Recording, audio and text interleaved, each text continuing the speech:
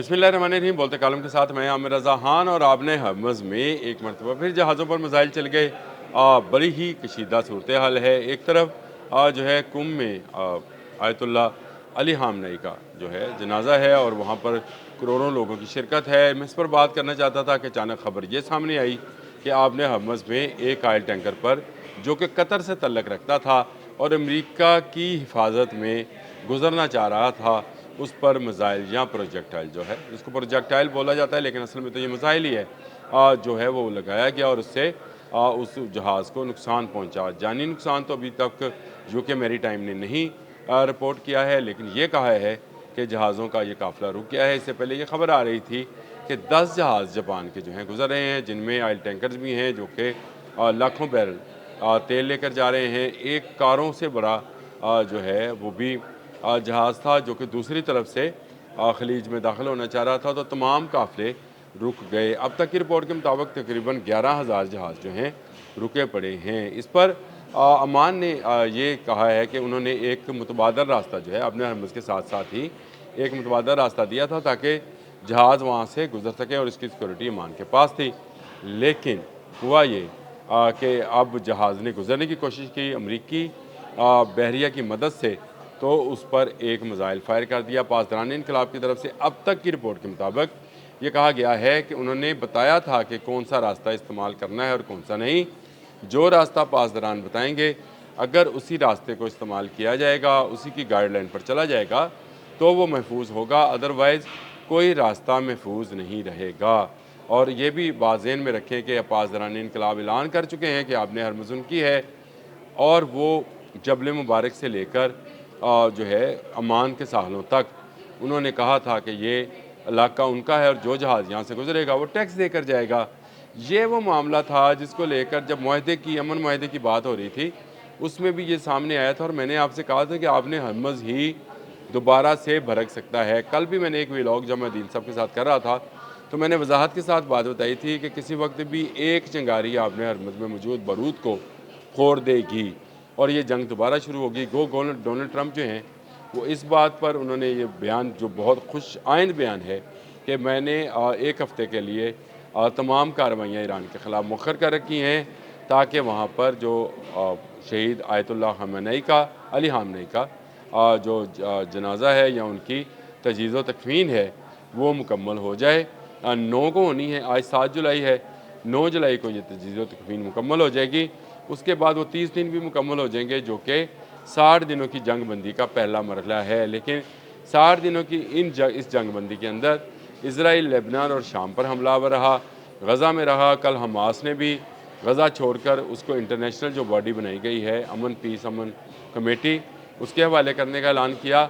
बहुत सारे मामला जो हैं एक दूसरे के साथ उलझ रहे हैं और उसमें अब आपने हरमज़ के अंदर कतर के एक जहाज़ जिसका नाम भी बताया गया है कि एसएसजी शिपिंग डाटा से इज़हार हुआ कि ये जो है जापान से मुतल्लिक तो 10 जहाज़ थे, लेकिन ये कतर का जहाज़ था जो 1,20,000 बैरल जो है तेल लेकर या क्रूड ऑयल लेकर जा रहा था और नामालूम मिसाइल ने इसको निशाना बनाया है। अब ये भी कहा जा रहा है कि इस जहाज़ में आग भड़क उठी थी।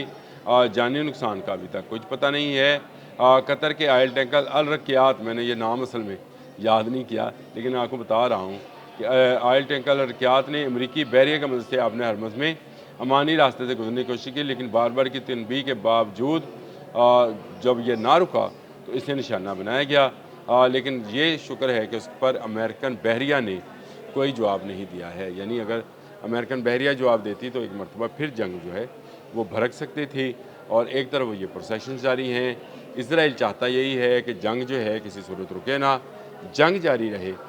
लेकिन ये आपने हरमज़ पर जो कंट्रोल है ये आपको पासदारान का मानना पड़ेगा। ये दुनिया के लिए एक सबक है कि एक जहाज़ जो कि अमरीकी बहरिया की निगरानी में, यानी अमरीकी जो वॉरशिप्स थे उनकी निगरानी में गुजारने की कोशिश की गई। एक तजर्बाती तौर पर ये जहाज़ गुजारा जा रहा था ताकि ये गुजर गया तो इसके पीछे पीछे बाकी जहाज़ भी इसी अमानी रास्ते के ज़रिए गुजर जाएंगे। लेकिन उसी पर एक प्रोजेक्टाइल जो है वो फायर होता है और फायर होने के बाद उस पर आग भड़क उठती है। अल रकियात नामी इस जहाज़ के अंदर भी लाखों बैरल तेल मौजूद था। اب صورتحال یہ ہے کہ جاپان کے 10 جہازوں کو پاسداران انقلاب نے کلیئرنس دی ہے کہ وہ گزر سکتے ہیں، لیکن وہ راستہ وہی ہوگا جو آپ کو اختیار کرنا پڑے گا، جو کشم اور کرک کی طرف سے پیچھے کی طرف سے ہو کر گزرے گا، اور یہ اسی راستے سے واپس بھی جا سکیں گے۔ تو اس کے لیے پاسداران انقلاب کوئی ٹیکس لگانا چاہ رہے ہیں، وہ لوگوں کو بتانا چاہ رہے ہیں کہ ایک ہی راستہ ہے، اسی کو استعمال کریں، اور اس کے لیے جو ٹیکس وہ مقرر کریں گے، چاہے وہ $20,000 ہے یا $15,000 ہے، یہ ان پر منحصر ہے کہ وہ کتنا ٹیکس لگاتے ہیں۔ لیکن 28 فروری سے پہلے والی آپ نے حمس جو ہے 4 ماہ پہلے فروری میں جو ہوا تھا، وہ آج جولائی ہے، تو آپ اندازہ کر سکتے ہیں کہ 4 ماہ پہلے جو صورتحال تھی آپ نے حمس کی، وہ دوبارہ کبھی نہیں ہوگی۔ ہر جہاز کو اجازت لے کر گزرنا ہوگا، چاہے وہ تجارتی جہاز ہے، چاہے وہ آئل لے کر گزر رہا ہے یا گیس لے کر گزر رہا ہے، کھاد لے کر گزر رہا ہے، بہت ساری اشیاء ضروریہ جو ہیں وہ بھی ادھر سے ادھر آتی جاتی ہیں، اور آپ نے حمز ہی کا ہی راستہ استعمال کیا جاتا ہے۔ لیکن اب ایران جو ہے اس پر مکمل طور پر تسلط قائم کر چکا ہے۔ امریکہ چاہ کر بھی ایران کا یہ تسلط ختم نہیں کر سکتا ہے۔ کوشش کر دیکھی ایران، امریکہ اور اسرائیل نے کہ ایران کیا یہ جو قبضہ ہے یا یہ جو دعویٰ ہے اس کو غلط ثابت کر دیں اور آپ نے حمس کھلی ملے۔ ڈونلڈ ٹرمپ نے یہاں تک کہ دنیا کو انشورنس کی آفر بھی کی، اور پھر نیٹو کو بھی پکارا کہ آئیں میرے ساتھ ملیں، آپ نے حمس کھلائیں۔ جاپان سے بھی ریکویسٹ کی گئی، لیکن کوئی اس کو کھولنے کو تیار نہیں ہے۔ جو اس کے انٹرنیشنل واٹرز ہیں وہاں پر برودی سرنگیں ہیں، اور جو راستہ کھلا ہے وہ آپ کو ایران کے جزیروں کی بیک سائڈ سے ملے گا، اور وہیں سے جو ہے آپ اپنا ٹیکس کہہ لیں اس کو راہداری کہہ لیں۔ راہداری میرے خیال زیادہ اچھا لفظ ہے۔ وہ راہداری پے کرنا پڑے گی، جس طرح سے ٹول پلازا یا ٹول ٹیکس ہوتا ہے وہ دینا پڑے گا، اور اس کے بعد آپ کا جہاز باحفاظت گزار دیا جائے گا، چاہے آپ گلف میں جائیں، چاہے گلف سے آپ باقی دنیا کا سفر کریں۔ یہ ایک ہی راستہ رہ جائے گا۔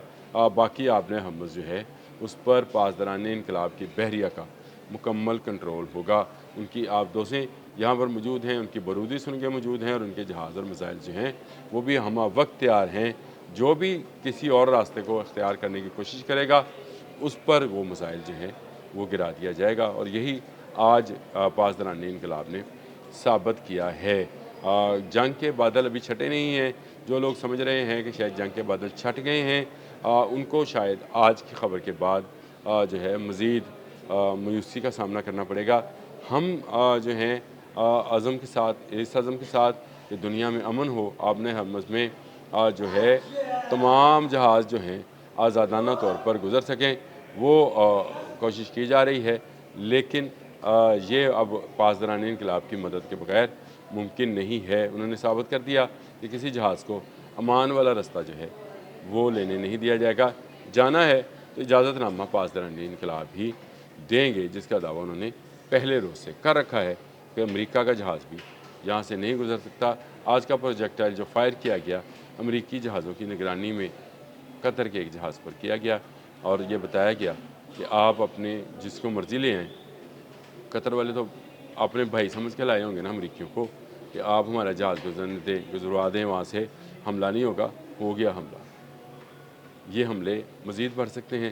9 جولائی کا انتظار کریں۔ 9 جولائی کے بعد پتہ چلے گا کہ یہ معاہدے کا، امن معاہدے کا اونٹ کس کروٹ بیٹھتا ہے۔ اب تک کے لیے اتنا ہی۔ اللہ حافظ۔